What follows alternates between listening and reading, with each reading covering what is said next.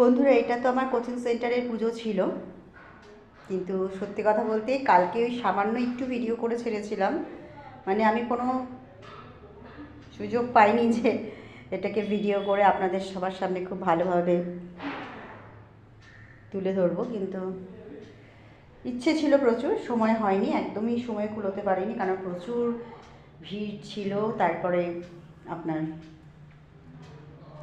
দুপুরের খাওয়া দাওয়ার আয়োজন ছিল, বিকেলবেলা একটা এক্সিবিশন ছিল, ড্রয়িং এক্সিবিশন, যেটা প্রত্যেক বছর আমাদের সেন্টারে হয়ে থাকে, সেটার ব্যবস্থা ছিল।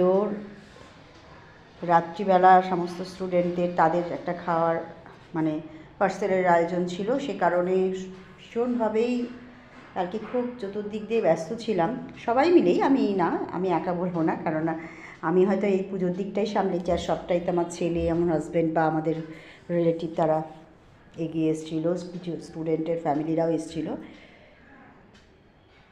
খুব ভালোই কাটিয়েছি কালকের দিনটা, আর সেই কারণে আজকে একটু ছোট্ট করে ভিডিও করে আপনাদের সামনে তুলে ধরলাম। বন্ধুরা, আমার যে সেন্টারের এই মা সরস্বতীর মূর্তি বা এই যে ডেকোরেশনটা কেমন হয়েছে অবশ্যই কমেন্ট করে জানাবেন বন্ধুরা।